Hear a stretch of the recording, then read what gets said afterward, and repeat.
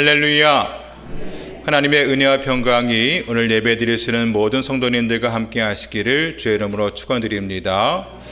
오늘은 요한복음 12장 20절로 26절 말씀을 중심으로 한 알의 밀알이 되어 라는 제목으로 함께 은혜를 나누겠습니다. 여러분, 우리는 인도 사람들을 헌신적으로 섬겼던 마더 테레사 수녀님을 잘 알고 있죠.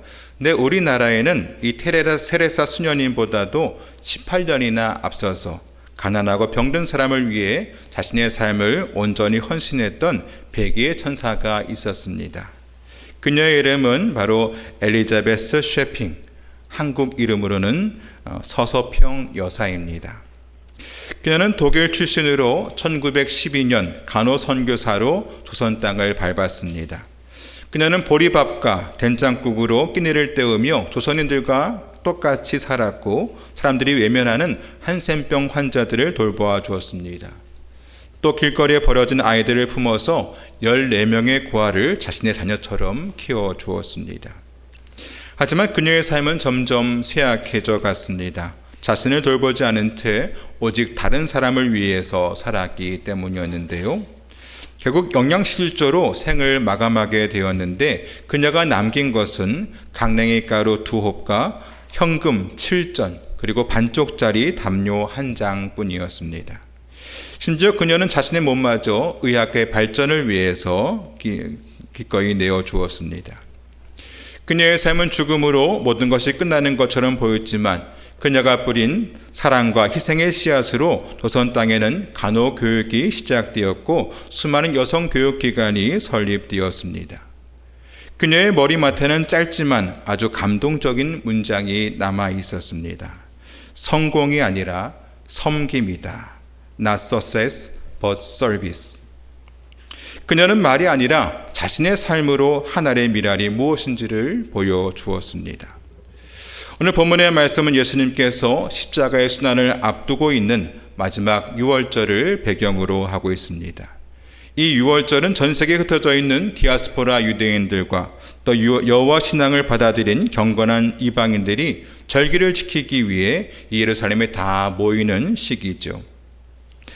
유월절 절기를 지키기 위해서 예루살렘은 인산인해를 이루고 있었고 성전에는 수만 마리의 양을 잡는 소리와 상인들의 물건 파는 소리로 가득했으며 드려지는 번제물에 타는 냄새로 진동을 하고 있었습니다. 이 유월절에 예수님께서 나귀를 타고 들어오시자 사람들은 종려나무 가지를 흔들면서 예수님을 환영했습니다. 예수님은 승리의 왕, 메시아로 생각하는 것이죠. 이 모습을 본 바리새인들이 예수님을 시기하며 말합니다. 너희 하는 일이 쓸데없다. 보라, 온 세상이 그를 따르는도다. 이 말은 예수님을 제재하려는 그들의 시도가 허사가 됐다는 얘기예요. 사람들이 예수님께로 다 몰려들고 있다. 그런 얘기죠. 예수님을 만나고 싶어하는 사람 중에는 이방인인 헬라인들도 있었습니다. 그들 중에 몇 사람이 빌립을 찾아와서 요청을 했어요. 우리가 예수님을 만나 뵙고 싶습니다. 이 이방인들이 예수님을 찾아온 사건은 구원의 역사가 이스라엘을 넘어서 온 인류를 향해서 열리고 있음을 보여주는 중요한 사건이었습니다. 그럼 오늘 말씀은 우리에게 어떠한 교훈을 줄까요? 첫 번째로 예수님의 영광은 십자가를 통해서 나타납니다. 따라해 볼까요? 예수님의 영광은 십자가를 통해서 나타난다. 우리 23절 말씀 다 같이 읽어보겠습니다. 시작. 예수께서 대답하여 이르시되 인자가 영광을 얻을 때가 왔도다. 아멘. 들뜬 영절의 분위기 속에서 헬라인들은 당시 유대인의 왕으로 추앙받던 예수님을 찾아왔어요. 근데 예수님께서는 헬라인들을 만나주시는 대신에 엉뚱한 대답을 하십니다. 인자가 영광을 얻을 때가 왔다. 여기 때라는 말은 원어로 이것은 물리적인 시간을 말하는 것이 아니라 하나님의 구속사가 완성되는 시간을 말합니다. 이방인들이 자신에게 오시는 것을 보면서 마침내 십자가를 지시고 온 인류의 죄를 대속하실 그때가 이르렀음을 선언하신 것입니다. 근데 어떠한 때라고 하십니까? 인자가 영광을 얻을 때라고 하시죠. 영광이란 말은 원어로 독사조라고 해서 영화롭게 하다 이런 뜻이에요. 우리는 보통 영광이라고 하면 어떠한 것들을 떠올립니까? 성공을 하거나 또 돈을 많이 벌거나 사람들에게 인정을 받거나 권력의 정점에 오르는 것을 우리는 영광이라고 생각을 하죠. 하지만 예수님이 말씀하신 영광은 그러한 것이 아니었습니다. 바로 십자가의 죽음이 영광이라 이렇게 말씀하십니다. 그 당시 사람들에게 이 십자가는 수치와 저주와 실패의 상징이었습니다. 하지만 예수님은 이 십자가를 단순한 고난으로 보지 않으시고 영광의 자리라고 말씀하셨습니다. 왜 그렇습니까? 십자가를 통해서 우리 인류의 죄의 문제가 해결되었고 또 사탄의 권세가 무릎 꿇게 되었고 온 인류에게 구원의 길이 열렸기 때문이죠. 따라서 십자가는 수치와 실패의 자리가 아니라 영광과 승리의 자리인 줄로 믿습니다. 일찍이 이사야 선지자는 메시아의 오심에 대해서 예언하기를 그는 실로 우리의 질고를 지고 우리의 슬픔을 당하였거늘 우리는 생각하기를 그는 징벌을 받아 하나님께 맞으며 고난을 당한다 하였노라. 그가 찔림은 우리의 허물 때문이요 그가 상함은 우리의 죄악 때문이라. 그가 징계를 받음으로 우리는 평화를 누리고 그가 채찍에 맞음으로 우리는 나음을 받았도다 했습니다. 원래는 우리가 지은 죄로 인해서 우리가 고통을 당하고 징계를 받아야 마땅하지만 우리 예수님께서 우리가 당할 모든 수치와 징계와 고난을 대신 당하심으로써 우리가 그 안에서 평화를 누리고 자유를 누리게 되었습니다. 즉 십자가의 수치와 고난이 우리를 구원하는 영광의 길이 되었다 하는 말씀이죠. 난 빌립보서 2장의 사도 바울은 말씀하기를 예수님은 하나님의 본체이시지만 자기를 낮춰서 사람같이 됐고 또 십자가에 달려서 죽기까지 복종하셨습니다. 그러므로 하나님이 그를 지극히 높여서 모든 이름 위에 뛰어난 이름을 주셨다 했습니다. 죽기까지 복종하신 십자가의 낮아짐이 곧 하나님의 영광을 누리는 이유가 되었다 하는 말씀이죠. 여러분, 우리는 종종 십자가는 피해가려고 하고 영광만을 취하려고 합니다. 하지만 예수님은 십자가 없는 영광을 말씀하지 않으셨습니다. 사랑으로 섬기고 진리를 위해서 손해를 감수하며 눈물로 낮아질 때에 십자가의 자리로 나아갈 때에 우리의 삶에 주님의 영광이 임하게 되는 줄로 믿습니다. 어떤 사람이 투박한 향나무 조각을 손에 들고 사람들에게 말했습니다. 이 나무는 겉으로 보기에는 흠집이 많고 평범한 조각일 뿐이었어요. 향을 맡아봐도 아무런 특별한 것이 없었습니다. 하지만 그가 주머니에서 작은 칼을 꺼내서 나무를 깎아내고 다듬기 시작했어요. 흡기와 활활 타오르는 화롯불 가까이에 그 나무를 밀어 넣었습니다. 그러자 놀라운 일이 일어나기 시작했어요. 나무가 칼에 깎이고 불에 그을리며 상처받은 바로 그 자리에 그 안에 감추어져 있던 짙고 아름다운 향기가 온 방을 가득 채우기 시작했던 것입니다. 예수님의 영광도 이와 같습니다. 사람들은 영광을 박수와 왕관과 화려한 승리 가운데서 찾지만 우리 예수님은 십자가, 고난의 십자가 가운데 영광이 있다고 말씀하셨습니다. 몸이 찢기고 피를 흘리고 버림받는 그 고난의 자리에 하나님의 사랑과 구원의 향기가 온 세상에 퍼져나갔기 때문인 것입니다. 여러분, 우리의 삶도 마찬가지인데요. 우리가 편안하고 안락할 때보다 때로는 내 자신이 완전히 자아가 무너지고 하나님의 뜻에 순종하는 그 고난의 자리에 복음의 가장 깊은 향기가 우리의 삶을 통해서 풍겨나게 되는 것입니다. 여러분, 인정받고 존중받는 자리보다도 고난의 자리 십자가로 나아가시기 바랍니다. 그리하여서 우리의 삶을 통해서 하나님의 영광이 드러나는 복된 삶이 되기를 축원드립니다. 두 번째로 죽으면 많은 열매를 맺습니다. 따라해 볼까요? 죽으면 많은 열매를 맺는다. 우리 24절 말씀 다 같이 읽어보겠습니다. 시작. 내가 진실로 진실로 너희에게 이르노니 한 알의 밀이 땅에 떨어져 죽지 아니하면 한 알 그대로 있고 죽으면 많은 열매를 맺느니라. 아멘. 예수님은 십자가의 죽음에 대해서 농사를 짓고 있던 그 당시 백성들에게 밀알의 비유로 설명하셨습니다. 여기서 한 알의 밀은 십자가에서 찢기실 예수님 자신을 상징하죠. 여기 죽다라는 말은 원어로 아포트네스코라고 해서 그것은 단순히 생물학적인 죽음을 말하는 것이 아니라 자기 희생과 헌신을 포함한 죽음을 의미합니다. 여러분, 씨앗을 손에 쥐고 있으면 어떻습니까? 안전하고요. 또 없어질 리도 없고 또 그것이 썩어질 리도 없죠. 하지만 씨앗 한 알에서 아무런 변화가 없습니다. 하지만 그 한 알의 씨앗이 땅에 심겨지면 어떻게 됩니까? 당장에는 그것이 껍질이 벗겨지고 씨앗이 사라지는 것 같지만 곧 이어서 잎이 나고 뿌리가 나서 상상할 수 없을 만큼 많은 열매로 돌아오게 되는 것입니다. 이것은 바로 예수님의 대속의 죽으심을 의미하는데요.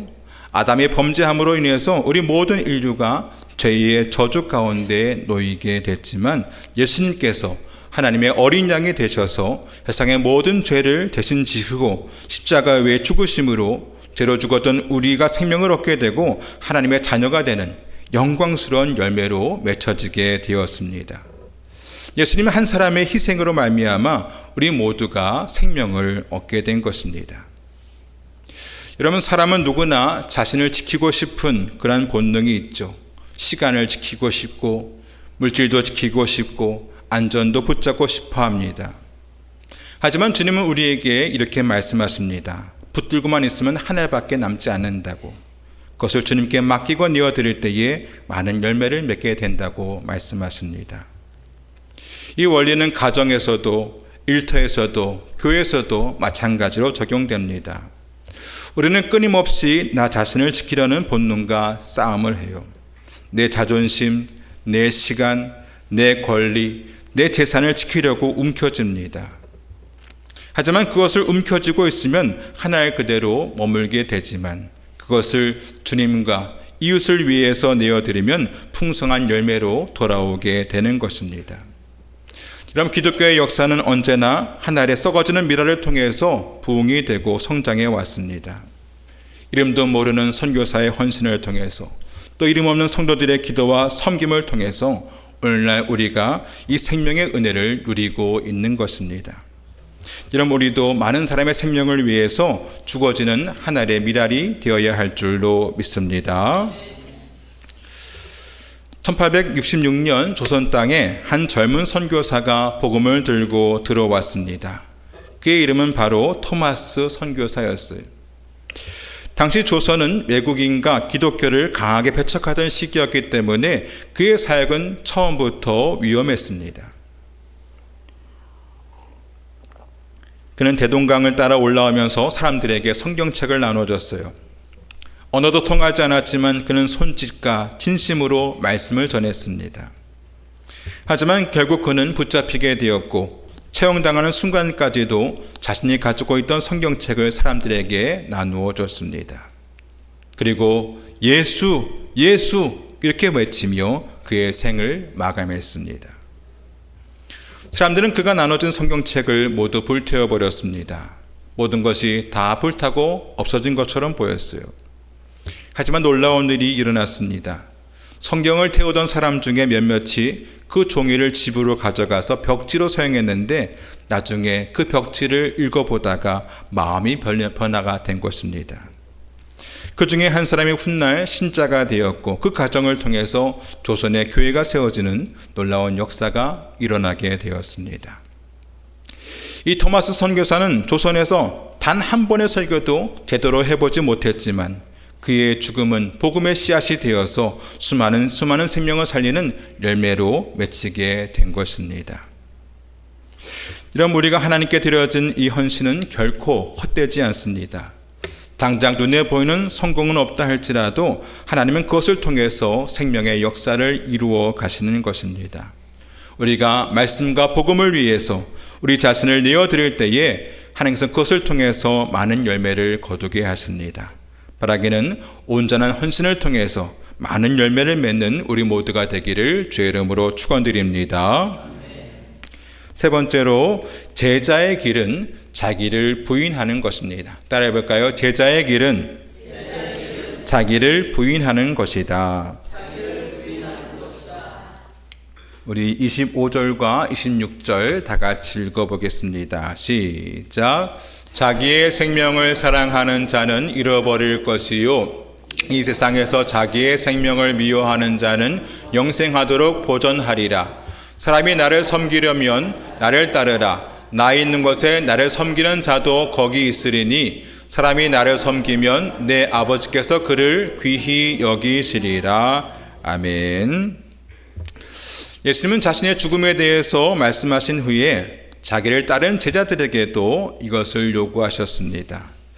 예수님의 길은 그분 혼자서만 가시는 길이 아니라 주님을 따르는 모든 자들이 함께 가야 하는 길인 것입니다.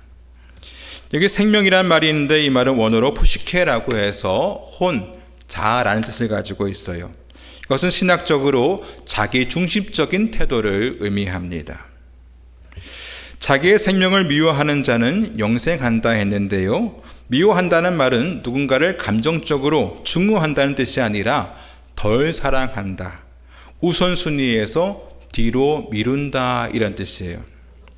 즉 하나님 나라를 위해서 이 땅에서의 가치와 자기 중심적인 삶을 우선순위에서 뒤로 미룬다 하는 의미예요. 주님을 위해서라면 나의 안식이나 나의 뜻이나 내 계획을 뒤로 미룰 줄 아는 자가 영생을 얻게 된다 말씀하셨습니다. 또한 주님은 사람이 나를 섬기려면 나를 따르라 말씀하셨죠.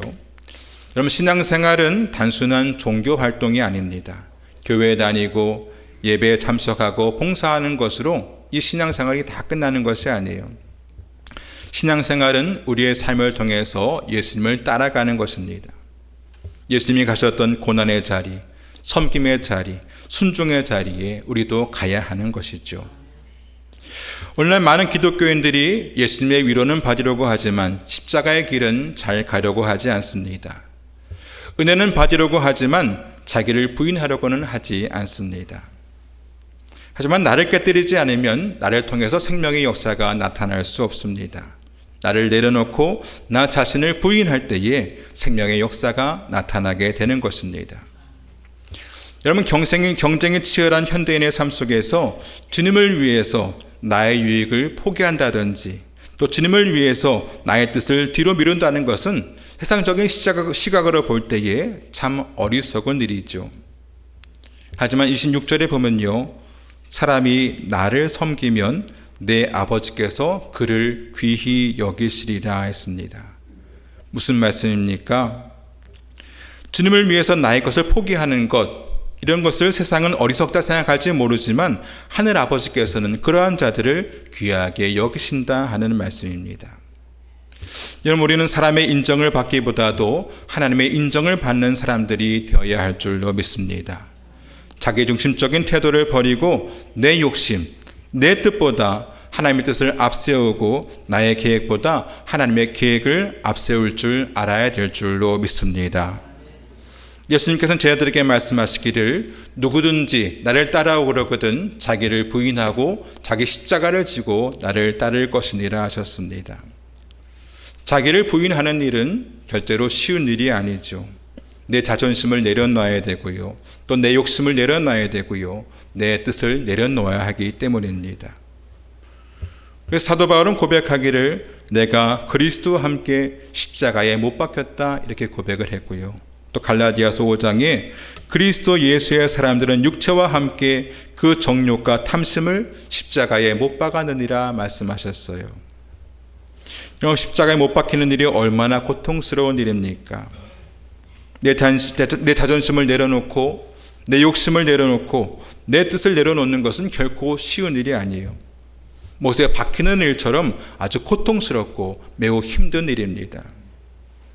하지만 우리가 날마다 자기를 부인하고 자기 십자가를 지고 나아갈 때에 우리를 통해서 하나님의 영광이 드러나게 되고 예수 그리스도의 향기가 풍겨나게 될 줄로 믿습니다.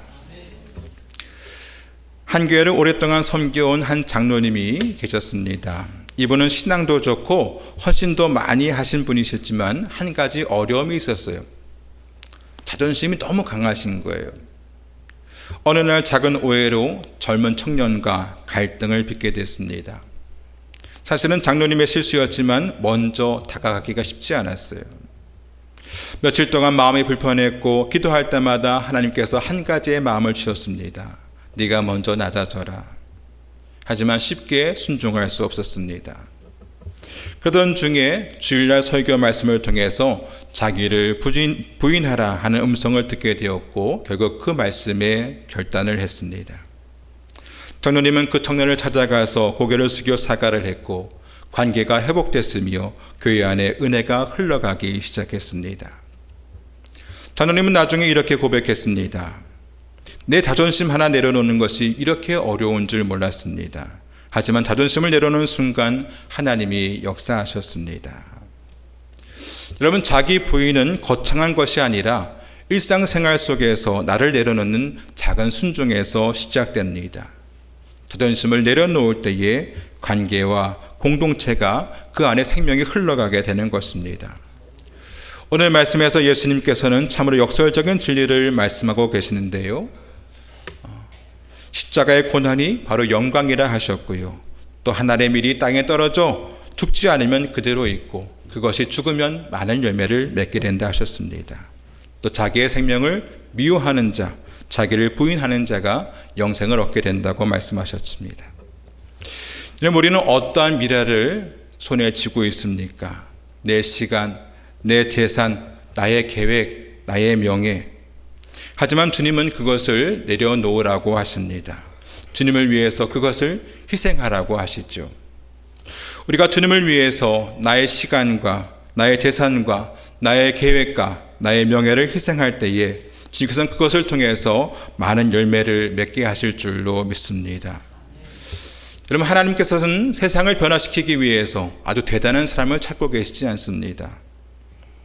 나의 것을 포기할 수 있는 썩어지는 하늘의 미라를 찾고 계십니다. 지금 우리는 사순절의 기간을 보내고 있는데요. 하나님, 우리가 주님을 위해서 썩어지는 하늘의 미랄이 되게 하여 주옵소서. 나의 삶을 통해서 하나님 나라의 많은 열매들이 맺혀지게 하옵소서 하고 기도하며 살아가시기 바랍니다. 바라기는 우리의 삶을 통해서 많은 열매들이 맺혀지는 귀한 은혜가 있기를 주의 이름으로 축원드립니다. 우리 함께 찬송하고 기도하겠습니다.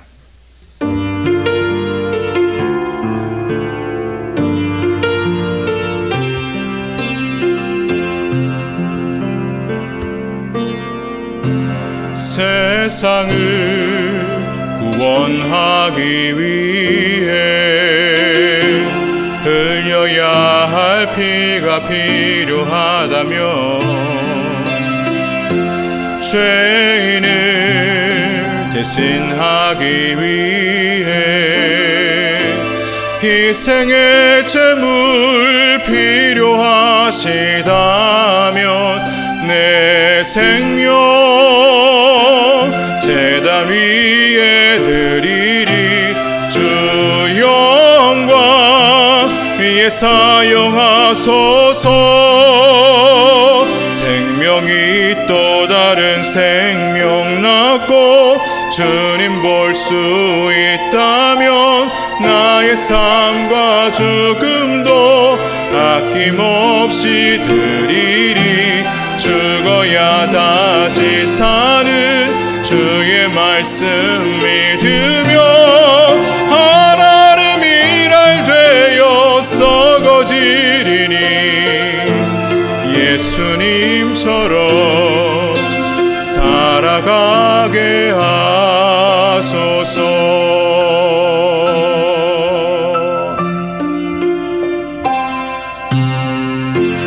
길 잃어 지친 양을 찾아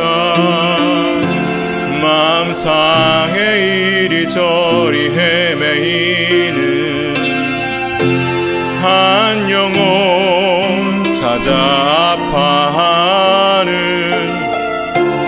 예수님 마음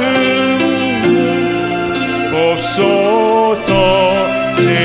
십자가 온 세상 위한 그 희생 눈물로 그 길 가게 하소서.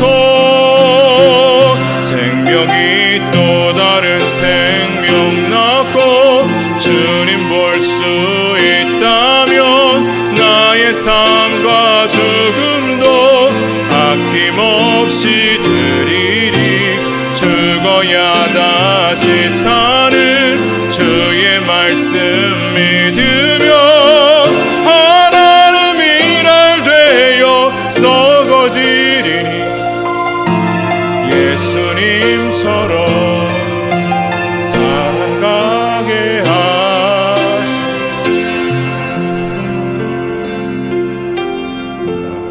주님께서는 하늘의 미랄이 그대로 있으면, 죽어지지 않으면 하늘 그대로 있고 죽어야 많은 열매를 맺게 된다고 말씀하셨습니다. 하나님, 우리가 많은 생명을 구원하는, 또 많은 열매를 맺는 죽어지는 하늘의 씨앗이 되게 하여 주옵소서. 우리의 가정 가운데서, 또 우리의 일터 가운데서, 우리의 교회 가운데서 남보다 헌신하며 희생하는 삶을 살게 하여 주시고, 우리의 삶을 통해서 예수 그리스도의 향기가 풍겨나며 하나님의 영광이 드러나게 하여 주옵소서. 그 고난의 자리, 십자가의 영광의 자리로 우리가 담대히 나아가게 하여 주옵소서. 날마다 자신을 부인하며 자기 십자가를 지고 따르는 주의 제자들이 되게 하여 주옵소서. 시간 다 함께 주여 부르시고 통성으로 기도하겠습니다. 주여